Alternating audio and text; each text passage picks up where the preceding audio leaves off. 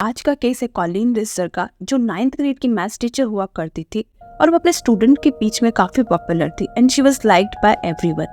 But 22 अक्टूबर 2013 को Colin richer की body Denver high school के पास के ही जंगलों में पाई जाती है, बहुत ही इनअप्रोप्रिएट कंडीशन में and with the hand written note, I hate you all. Colin बचपन से ही टीचर बनने का सपना देखा करती थी। कई लोगों के लिए teaching as a career plan B की तरह होता है, बट कॉलिन वो 3 साल की उम्र से ही टीचर बनने का सपना देखा करती थी। और कॉलिन एज अ टीचर बहुत टैलेंटेड और गिफ्टेड भी थी। वो मैथ्स जैसा मुश्किल सब्जेक्ट बहुत आसानी से पढ़ाती थी। शायद यही कारण था कि उसके स्टूडेंट उसे काफ़ी पसंद किया करते थे। Colin out of the way जाकर भी बच्चों की हेल्प किया करती थी ताकि उनकी मैथमेटिक्स स्किल इम्प्रूव हो सके।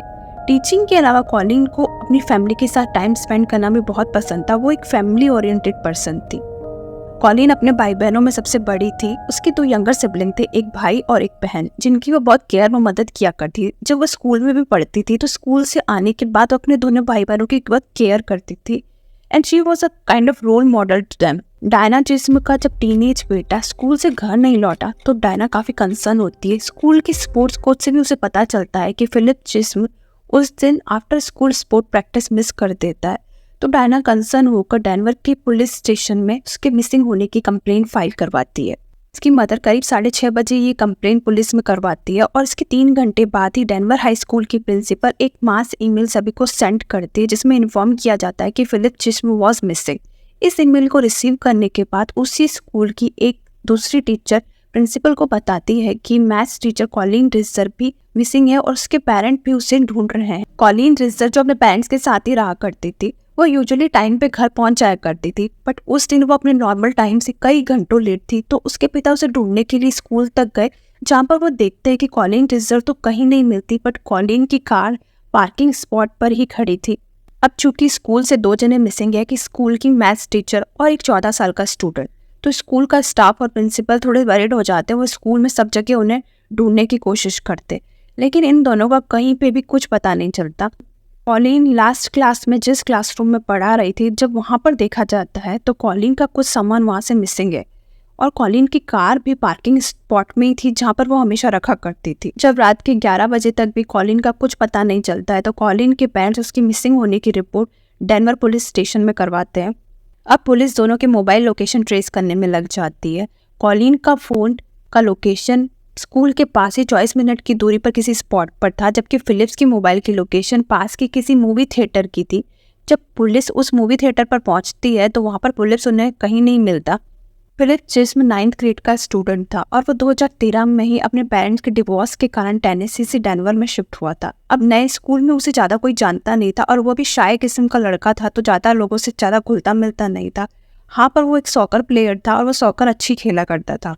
रात के 12:30 बजे टॉफील्ड शहर की पुलिस एक लड़के को इधर उधर घूमते हुए देखती है, तो वो उससे पूछताछ करने लगती है। बाद में उन्हें पता चलता है कि ये लड़का फिलिप जिस्म ही है। जब पुलिस इसकी तलाशी लेती है तो उसके पास से एक चाकू मिलता है, तो पुलिस उसे अरेस्ट करके पुलिस स्टेशन ले आती है, जिनमें अब पुलिस उसका बैकपैक सर्च करने लगती है। तो उन्हें कुछ ऐसी चीजें मिलती है जो वो एक्सपेक्ट नहीं करते। उसके बैकपैक से बॉक्स कटर, कॉलिन का ड्राइविंग लाइसेंस, कॉलिन की क्रेडिट कार्ड और यहाँ तक कि उन्हें एक अंडरवेयर भी मिलता है जो कॉलिन का ही है। पुलिस के पूछने पर फिलिप्स पहले तो कहता है कि ये सब उसे गैस स्टेशन पर ऐसे ही पड़ा हुआ मिल गया था, लेकिन बाद में उसने बताया कि उसने ये सब कॉलिन की कार से ही चुराया है। तब पुलिस ने फिलिप्स से पूछा कि बॉक्स कटर पर खून कहाँ से आया, तो उसने जवाब दिया, द गर्ल। फिलिप्स ने पुलिस को बताया कि कॉलिन जंगल में।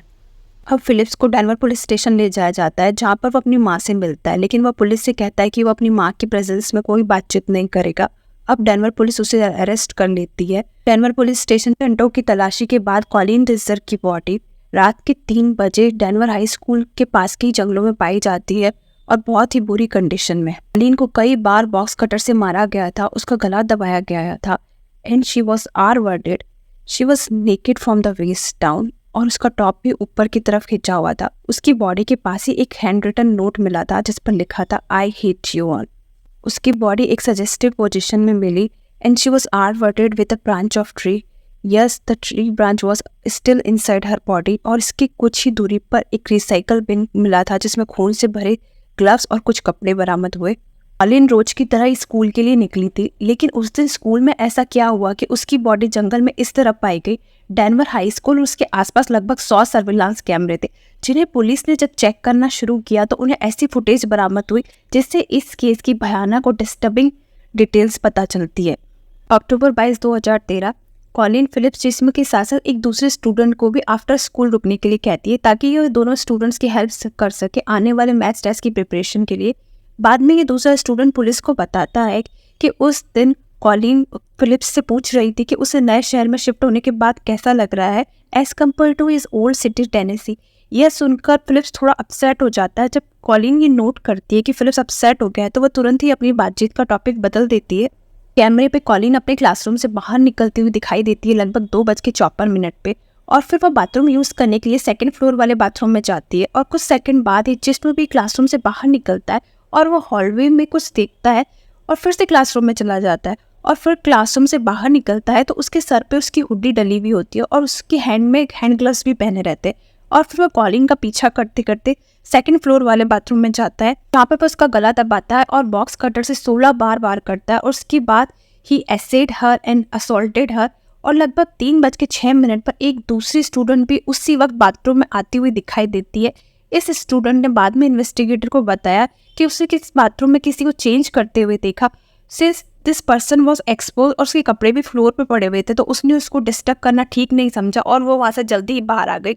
इसके बाद फिलिप्स बाथरूम से बाहर निकलता हुआ दिखाई देता है और इसके बाद वो स्कूल से कई बार अंदर और बाहर की ओर आता जाता दिखाई देता है। और इस दौरान कई लोग भी उसे देखते हैं पर कोई उसे रोकता टोकता नहीं है। और फिर वो क्लासरूम में लौट आता है जहाँ से वो अपना और कॉलिन का कुछ सामान लेकर बाहर की ओर जाता है। करीब 3:14 पे वो एक रिसाइकिल बिन का एक बड़ा सा कैन बाथरूम की ओर घसीटता हुआ लाता हुआ दिखाई देता है, जिसमें वो कॉलिन को डालता है। और इस समय उसने स्की मास्क पहन लेता है।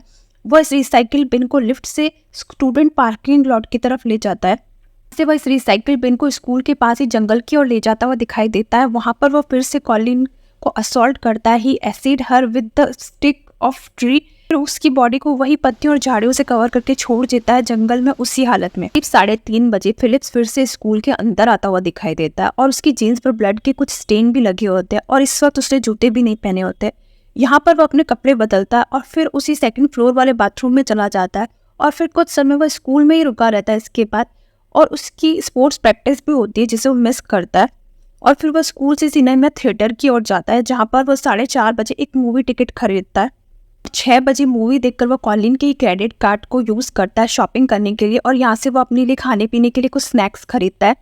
मूवी सिनेमा हॉल के पास ही कॉलिन और फिलिप्स दोनों के फ़ोन मिलते हैं जो कि उसने डिस्ट्रॉय कर दिए होते हैं, क्योंकि फिलिप्स ने कॉलिन का मोबाइल स्कूल के पास ही डिस्ट्रॉय करा था, इसलिए कॉलिन के मोबाइल की लास्ट लोकेशन स्कूल के पास थी। फिलिप्स के खिलाफ बहुत सारे सबूत थे और उसने खुद से भी पुलिस कस्टडी में पार्शियली एक्सेप्ट किया था कि ही कमिटेड द क्राइम। इसके बावजूद भी कोर्ट ने उसने अपने आप को बेगुनाह बताया।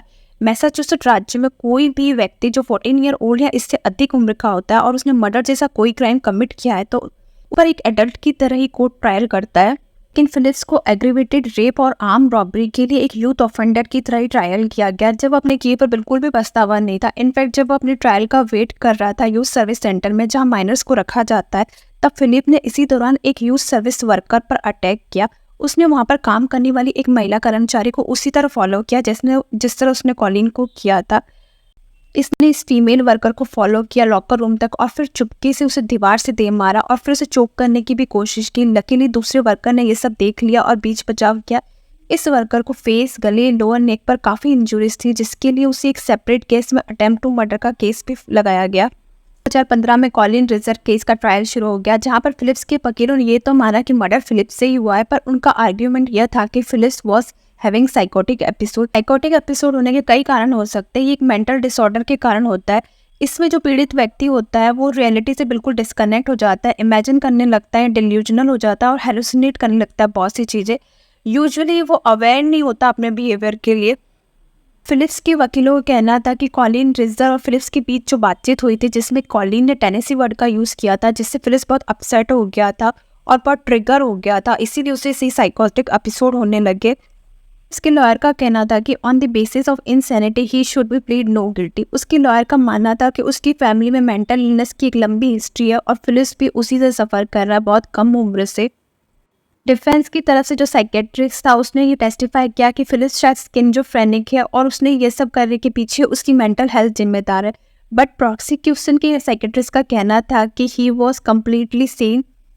कई तरह के साइकेट्रिक इवैल्यूएशन करने के बाद साइकेट्रिस्ट ने माना कि वो बिल्कुल ठीक था 22 अक्टूबर को, जब उसने ये क्राइम कमिट किया था।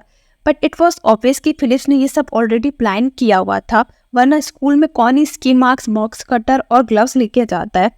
डिफेंस के लॉयर ने फिलिप्स को कम से कम सजा दिलवाने के लिए ये भी आर्ग्यूमेंट किया कि कॉलिन जो थी वो बाथरूम में ही मर चुकी थी। डिफेंस के लॉयर का इस तरह का आर्ग्यूमेंट देने के पीछे का कारण यह था कि मैसाचुसेट्स राज्य में जब भी कोई क्राइम डेड बॉडी के साथ होता है तो उसके लिए कोई सजा नहीं होती। चूंकि फिलिप्स ने दूसरी बार जो क्राइम किया था जंगल में किया था कॉलिन के साथ, तो ये लॉयर चाहते थे उसको फ्री कर दिया जाए ताकि उसे कम से कम सजा मिले। फिलिप जिस्म के खिलाफ बहुत सारे सबूत थे, इसीलिए तीनों चार्जेस में उसे गिल्टी माना गया, मर्डर, रेप एंड रॉबरी, और उसे लाइफ इम्प्रिजनमेंट की सजा हुई। क्योंकि फिलिप जिस्म एक माइनर था इसीलिए उसे पॉसिबिलिटी ऑफ परेल के साथ लाइफ इम्प्रिजनमेंट की सजा हुई। आप मुझे कमेंट करके ज़रूर बताइएगा कि ऐसे क्रिमिनल केसेस जहां आरोपी कम उम्र का होता है लेकिन उसने जो क्राइम किया होता है बहुत ही ग्रूसम होते हैं, तो क्या उनमें उन्हें एक माइनर की तरह ट्रीट किया जाना चाहिए या उन्हें उसी तरह ट्रीट किया जाना चाहिए जैसे कि एक एडल्ट को किया जाता है।